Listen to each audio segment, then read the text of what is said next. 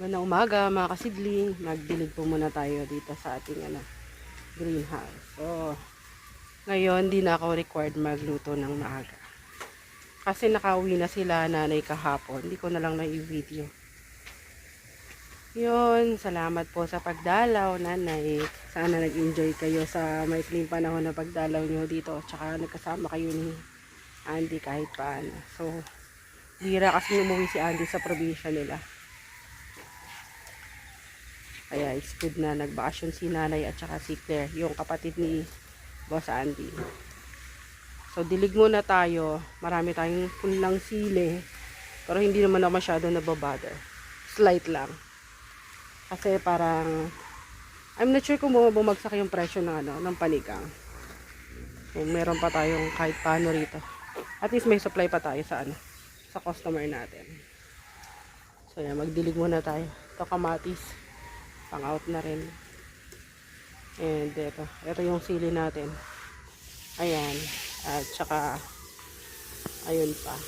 Yung mga meron tayong stock na 400 dito sa side lang na to. Hindi ko pa alam yung nandun. Pero hindi naman nakaka-bother din yung quantity. So okay pa tayo. Mababother lang tayo niya kapag end of January na, tapos marami pa tayong stock. Or nagpapatanim tayong konti, and tomorrow, pakonti-konti na lang talaga. So yan, magdilig muna ako mga kasidling. So dito ay tuloy-tuloy lang yung ginagawa ng sa greenhouse natin. So para sa bagong greenhouse na to. Bagong set, bagong rows of greenhouse. Yun. Ginagawa niya yung para sa alulod. Yung sahuran ng alulod. Tapos siya yung taga-putol and si Purot yung taga-welding ng arko. Ako ay taga-bantay. Charot! Ayan, nabutasan na natin. So, ibabaw na natin. Tapos, lalagyan na lang natin ng coco peat. Okay lang kahit ganyan kalagi. Yan. Where na? Wala nga. Yan, may nang istorbo sa ating mga kasidling. Ayan Gusto niya raw makisali. Sige. Binigyan ng nanay niya kasi ang istorbo sa kanya. Come over here. Here. Next. That one. You put soil into it. Okay, very good. Good. More. You put more. Okay, good. Good. Thank you. Nagdidiwa. Opo. Hindi, kunin mo na ito. Mainit. O, sige, isa pa. Doon, sa kabila naman. Oops. Kabila naman. Doon. Go. Over there. The next one. Yes. Okay, good. Usog ka ron. Usog ako. Usog ka ron. Kinagat daw kasi siya ng langgam eh. You go to mama. Ay! Doon na ako. Walang tubig dito sa kabila. Okay, good. Oh, use your soil. B.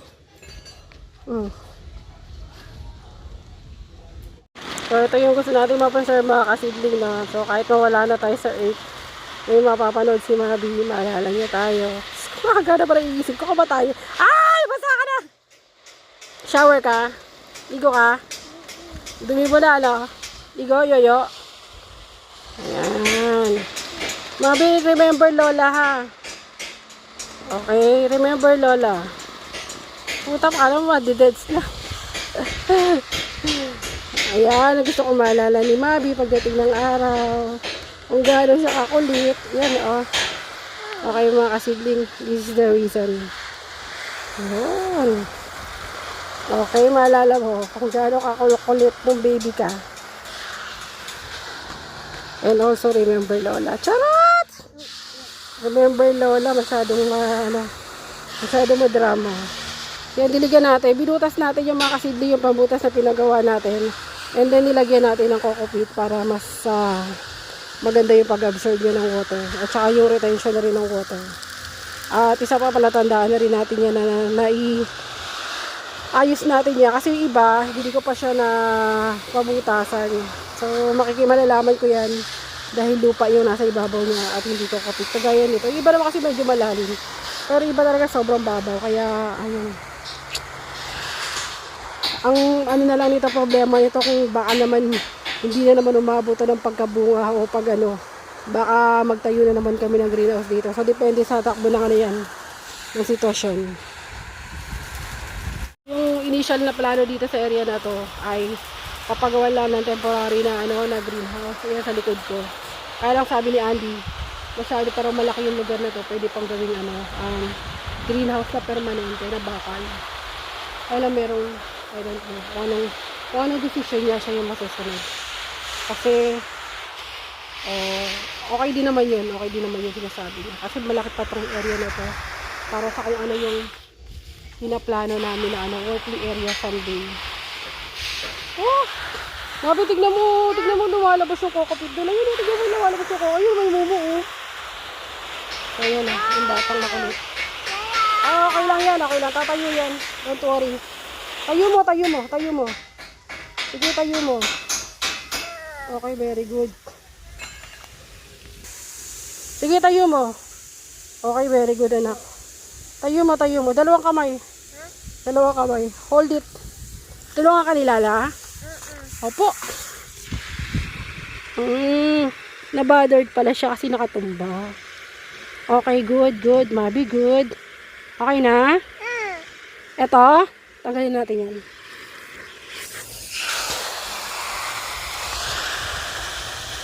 Very good. Good. Nabadon siya kasi nakatumbo. Sige na, doon ka na kay mama. Maligo ka na. Yan, dumating na sila Andy. Galing ng Biskaya. Karating lang halos. Ito si Bas. Yan, mampuyat pa. Umalis sila kagabi. Ano sige, umalis kagabi? Sa 8. Alas 8 ng gabi, dumating kayo doon na oras. Alas 2? Doon na kayo natulog sa ano? Natulog pa kayo? Nakakatulog ka? Hindi malamok? Naka-on aircon? Ay, hindi rin. Aircon mo matay rin? Lamig doon? Lamig. Ano, bagyo na rin? Sama ako minsan. Sama ako sa susunod. Sama ako sa susunod. Magbaho yung diaper. Bakit? Walang ihian. Kala mo ganda daanan doon. Magdadala lang ako palda. Ba't diaper? Ang palagay mo sa akin, matanda. Palda yung babaw. Ano ba diaper? Sama ako sa susunod. Asa sa lamig. So yan, kararating lang nila, wala pang pahinga. Pero sasakay na naman. Mga puyat pa itong mga to. Alas 2 sila dumating ng Biskaya. Ano oras lumabas si Nardo? Alas 7? Alas 7? 2, 3, 4, 5, 6, 7. So 5 hours silang nagantay sa sasakyan. Wala naman lamok. Wala. Sobrang lamig. Ay! Kailan kayo na magpapatid? Sama ako kasi wala nang punta. Wala na ihahatid eh. Babawi na umaga eh. Ginig-ginig. Oo. Bagyong-bagyo, no? Sama ako. Doon nakarating na rin ako. Doon nung nagba-marketing ako. Yan, deliver ulit. Konti lang, 70, no? 73. Kailangan natin ito makasidling kasi ang dami nating babayaran. Wala tayong pera. Bali? Ayan. Sino maghahatid yun? Carry mo pa? Kaya mo pa? Wala pang tulog yan. Kailangan talian para medyo maproteksyonan sa hangin. Sama ako. Sama tayo minsan sa biyahe sa Biskaya. Problema lang kasi ayaw namin magsabay pareho sa biyahe. Iba yung takbo ng isip namin pareho. Pag nagkakasabay sa biyahe, kailangan kumbaga parang kung ano't ano mo mangyari, merong isang mahiiwan ganyan. So, ganun yung thinking namin. Pero minsan magkasama naman. Pag may hindi delikado yung ano. Dedelikaduhan kasi si Andy sa ano, sa Biskaya. Dahil nga matarik-tarik, parang Baguio rin yung daanan niya. O baka mas malala pa nga siguro sa Baguio. Dahil yung takot ako, yung sa Karanglan. Aha, nagsama na pala kami niyan sa ano. Saan ba kami pumunta? Sa Biskaya rin. Pero hindi dun sa inahatiran nila na mas delikado pa raw yung daan. So doon sila sa ano, sa Cebu. Pero nakapunta na rin ako doon na mag-isa. Nag-commute lang tayo. So nung time na nagmo-marketing tayo, inaalam natin yung market ng ano, ng repolyo, yung punlang repolyo. So nagpunta tayo ng Nueva Vizcaya. No, hindi pala natin inaalam yung ano, market. At naghahanap tayo ng pwesto. So naghahanap tayo ng pwesto ng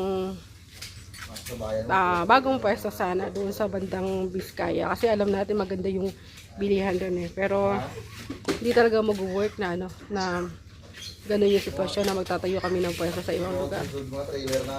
Hindi siya maganda sa negosyo kasi unang-una wala magmamanage dito, which is ito yung malaki.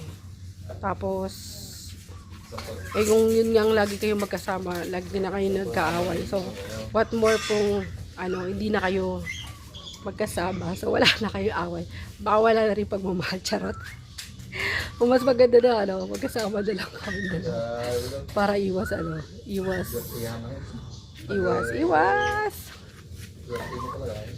kasi swerte daw talaga, ayan. Pero delikado. Ayun na, nagkikwento lang ako habang nasa background kasi sila pinapakita lang yung kung paano pinasarado yung multi-car. Ang ganda nung ano, mga kasidling yung Toyota tama raw ba yun? Yung bagong labas niya. Grabe, kaka-inlove. Yung haba niya, I think mga ano din yata, 12 feet yung haba. Tapos ano, yung kalahati lang, para siyang ano, drop side din. So yan, gabiyahe na si Kuya Junjun yan. Sabi ko ako na lang ayaw. Natin yung ginagawa nila dito sa baba, no? Sisimulan na nila yung ano. I think, yan na, sisimulan na yung isang 1, 2, 3, 4. So, greenhouse number 6 yung itatawag natin dito. So, ito yung greenhouse number 5 natin. Mas malapad na siya. So, 5 row ng greenhouse na mas malapad kumpara sa dati. Tapos, mas inusog na natin para maximize yung space. Para mas maglaman siya ng madami. Hi! Baliw ka din. Natanggalan lang yung... Saan nyo gagamitin yan? Magkakabit ba kayo ng ano dyan? Panibago na? Ha? Lalagyan nyo ng tubo. Ganon. Panghuli na yan eh. Wiggle. Wiggle. Lalagyan na nila ng yung final na pang finishing na tubo. Kakabitan ng ano, ng plastic. So yan, darating na rin yung ano natin. Ayun nga pala sabihin ko. So yung babalita ko pala kasi Sir Primo nagbigay ng number ng ano, ng yung sa salasala natin. Na-solve na natin siya mga kasidling. Wala talagang ibang naging solusyon kundi ipagawa yung ating cellphone. So yun nangyayari, 'di ba? Itong phone ko na gamit ko ngayon ay hindi maka-receive, no outgoing and incoming calls dahil di ko alam, may sira yung phone sa pagdating sa calls. Pero the rest gumagana siya, messaging, text message gumagana, and lahat gumagana, yung calls lang talaga. So yung gagawin natin, yung old phone natin na nasira noon, kung nasaan nandoon yung number nung salasala ay pinagawa na natin. So ang sira talaga niya ay LCD at saka yung battery niya. So shinak na daw yung battery. Hindi naman kailangan palitan kasi hindi lumobo. So shinak. Di ko alam kung ano yung shocking ng battery dahil daw sayang original battery. So yun ang ginawa sa kanya. So that's 300 pesos. Tapos pinapalitan ng hindi original na LCD kasi wala silang stock ng original. So that's 1.5. Pero nung pinagawa ko yun yung pagawa ko dati sa may Quiapo, less than 1,000 siya. Pero ang layo, syempre yung pamasahe mo pa, oras, tsaka pagkain, ganyan. So, okay lang. At least yun, na-access na natin finally yung number ni Junex, yung supplier natin ng salasala. Tapos nakapag-order na rin tayo. Yung una natin ginamit ng madalang, yung pinaka-screen ng salasala, madalang siya. Malalaki yung agwat ng kawayan. So, yung kaya lang kaso, bago pa lang yung nagduduyan na yung punla natin. So, babalik tayo dun sa sa masinsin na salasala. Mas mahal lang siya. Pero sa tingin ko mas maganda yung epekto niya dun sa natin, sa punla. Oh, sana all nagkakape. Coffee break daw sila. Yun Oops, kawayan ni kawayan. Kamatis ni Dagul. Sabi ko wag na kami magtanim ng kamatis kasi may kamatis naman yung kapitbahay namin. Sa atin yan. Oo. Hindi naman kayo dyan sa atin. Baka mauna pa tayo magpitas dyan. Kaya nga, ang ganda So, yan. Tignan natin, ha. Sana wala lang steak. Dati nakaano din ako ng steak dito, sa damuhan. Ayan, yung kamatis ni Dagul. Ang ganda. Makahabol sana sa presyo. Ay, ayun, may hinog na. Wow, mamumulot na. So, yung unang pitas, mga kasidling, yung tawag nila pulot. Ayan, meron na. Kailan ba ito nag-spray? May pang may pang sausawa na. Tapos sinundan niya na agad ng ayan, sitaw. So, hindi na rin tayo magtatanim ng sitaw. Ha? Sa amin din daw. So, tapos ang daming rito, mga kasidling ito. Sa luyot. Ayan. Tapos, ayun may mga may mga pahinog-hinog na siyang konti. Ayun, So, zoom ko na lang, ha. Hindi na ako pupunta ron. Okay. Ready na kayo? Taran! There. 3.5 zoom. Yan. Hinog na, Ayaw mo pang pitasin yan, Dagul. Kunin ko yan. So, makakapulot-pulot na si Boss Dagul dyan. Yan. Malaki to. Kalahating hektarya. Sana yumaman siya rito. Na magaling din tumahiming ng presyo to, Non-stop. Tapos may bacterial wilt nga lang. Pakita ko rin na zoom ko na lang din, ha. So, ayan, Ayan, pangit yung ang dami na matay dyan sa niya. Ayan, May mga virus and bacterias din. So, pero marami pa rin naman nag-survive. And, sana tumama. Ayan, balik tayo sa regular programming. Ayan, kawayan natin, nag-order na rin tayo. Pero, bitin tayo sa sa pondo. Ito nga pala, wait. Kaya pala ako nandito. Ayun, naalala ko na. So, mahirap may ADHD. Kaya pala ako nandito kasi para tignan yung kamatis. Nagbibilang ako ng kamatis. Dahil baka mukhang masyashort na si Boss Andy sa mga pa-order niyang kamatis.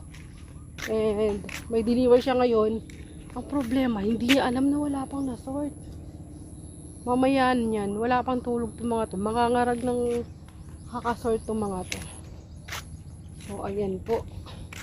Meron pa, okay.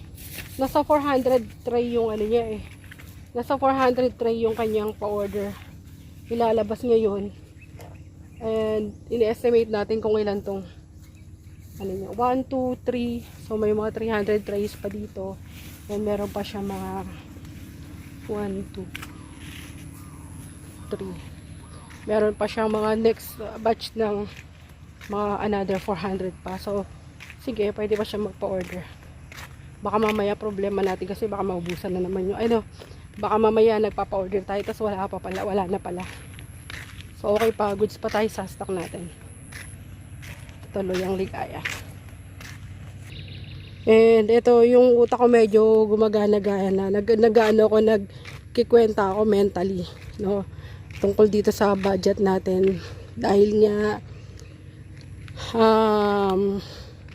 panggastos dito sa greenhouse natin, tapos pangpasweldo ng ilang buwan na walang benta. And syempre hindi lang yung pagkain namin sa 4 na buwan na walang benta, pampasweldo sa labor sa panahon na walang benta. Mental, nagko-compute tayo mentally. Tapos ano ba, and then nag-order tayo ng seeds, nag-order tayo ng materyales. medyo bitin sa budget. So struggle talaga tayo ngayon. Struggle talaga tayo. And so gaya nga na sinabi ko sa inyo, lagi yan marinig nyo sa akin yung problema natin sa financial hanggang di natin nasosolve to. Every time magkikwenta tayo. Ayan. So yung sweldo ng dalawang to, utangan na lang natin. Next year na babayaran. Buti na mga skill to. So para mapabilis na yung trabaho ng isa niya. So sana matapos na nila to. Itong isa, malaki-laki to. Nang hindi pa tayo umuutang. Kung makakautang tayo, sabi ko nga, yung last greenhouse and greenhouse 1, mapapagawa pa. Pero pagkatapos nitong area na ito, mga kasibling, yung gagawin nilang panibagong greenhouse, yung greenhouse sa taas muna unahin natin, then ipapanglas na natin itong yung dating greenhouse na natin, kung may budget pa na. Kung wala ng budget, talagang tamang repair lang talaga tayo dyan. So ayan.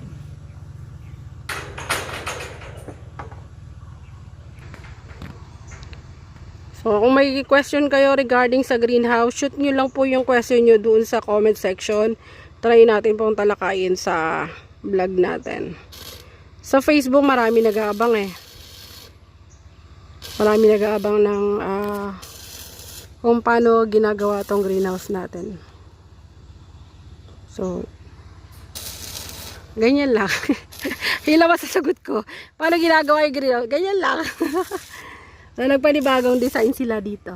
Ayan. Medyo pinagdugtong pala yung no. So yung ginagawa pala ni Andy na hati dito lang pala sa bungad yon. So yung gitna niyan mga kasidling, yung kalahan tag ito. Yung may pa V-shape na yon, yung gitna niya isang bakal yan na binend, tapos dinugtong na lang 'tong mga to. Yung reason, hindi ko alam kung bakit. Bakit hindi buo i-bend tapos saka idugtong yung para isang dugtungan na lang sana.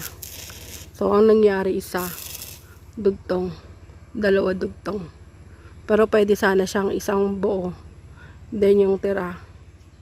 So doon, ganon. So, si Boss Andy nakakalam kung bakit ganyan. Pero yun lang, yung plastic kasi natin ay, ang haba ng plastic ay 9 feet. No, I think by meters yung hindi ako sure kung by meters yung measurement o by feet. Pero ang kakalabasan niya is 9 feet yung plastic natin. Sorry. 10 feet na pala yung ginagamit natin ngayon. So 10 feet yung plastic na gamit natin. At minaximize niya na yon, no. Maximize niya na yung 10 feet na yon. Dati kasi yung sa mga una nating greenhouse, may 9 feet sa kabilang side and 10 feet sa kabilang side. Ganon. Tapos yung lamesa niya I think is 7 feet and 7 feet, ganyan. 7 feet dito, then 7 feet dito, parang ganon. Ngayon yata ay lamesa nito? 8 na yan. 7-8. Yung dati 7-7. So ngayon 7. Ang lapad nung nung gitna. Mag-extend pa yung salasala niyan. Malapad yung daanan. Yan na yun? So malapad yung daanan natin ngayon. Bawal 7-7. Pero pwede pa to. Pwede naman konting extension para merong lagyan nyo ng, wag nyo sakto, nga pala sasabihin ko pala, manginig, diba kung 8 to, halimbawa 8 o bigyan mo ng ganyang space sa gitna, ganyan, dagdagan mo ng ganyang space. Para yung, diba pag naglatag ka 4-4, may space sa gitna. Yun yung tinuro sa atin. Kung mayroon pa namang space, 'di ba? So, apply na natin yung, hi Jason! Baliw ka din! So, yung tinuro sa atin ni Sir Reynald, nakachat ko ngayon ay kung halimbawa, kasi is importante yung ano palaman to nagsasalita ako. Hindi, joke lang. Kung ayong tinuro, kasi kailangan talaga ng magandang spacing, ganyan.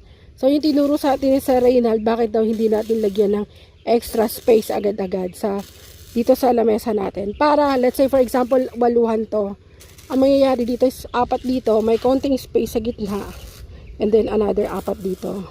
So kung 7 doon, merong 3 na tray, and then may space, and then another 4. So yung gitna niya, mayroon na talaga siyang automatic na space. No? Hindi mo na kailangan iusog-usog. O, para lang for magandang air circulation. Tapos isa pang ginawa natin ay tinaas natin yung yung lamesa natin. That's for magandang air circulation din yan. Kasi kapag ka malapit sa ganyan, ayan, yung hangin is mas konti yung airflow niya. Tama ba? Tapos minsan di na mapigilan yung mga damo tumutubo.